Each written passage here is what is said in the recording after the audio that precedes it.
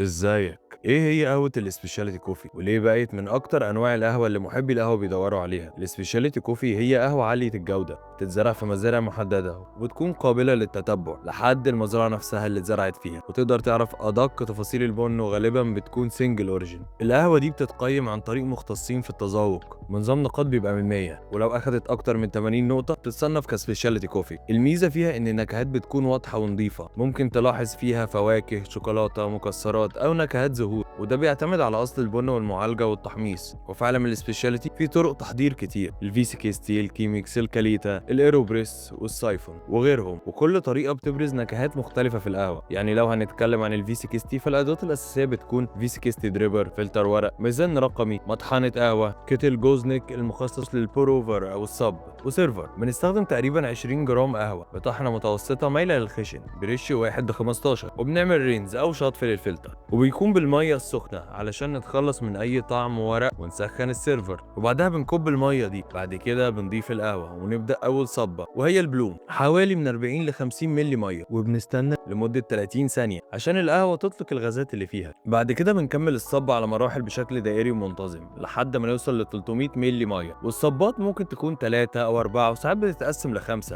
علشان نتحكم اكتر في الاستخلاص. وبين كل صبه بننتظر من 25 ل 30 ثانيه، وفي النهايه بيخلص الاستخلاص غالبا في حدود من دقيقتين ل3 بحد اقصى، والنتيجه كوب قهوه نظيف ومتوازن يبرز الطعم والنكهه الحقيقيه. علشان كده السبيشاليتي مش مجرد قهوه، دي تجربه كامله. ولو وصلت لحد هنا وحابب تحتفظ بكل معلوماتك عن السبيشاليتي كوفي، وحرفيا ضعف اللي انت تعرفه عنها، فسيب كومنت بكلمه اروما، وهتلاقي البي دي اف في موقع اروما في البايو، وعليه عرض الفتره محدوده. وكمان هختار 10 كومنتات عشوائيه وهبعت لهم كود خصم 50% على البي دي اف. وبس كده، انا احمد ودي اروما. تابعني لو حابب تكون باريستا شاطر وتعرف اكتر عن القهوه ومجالاتها.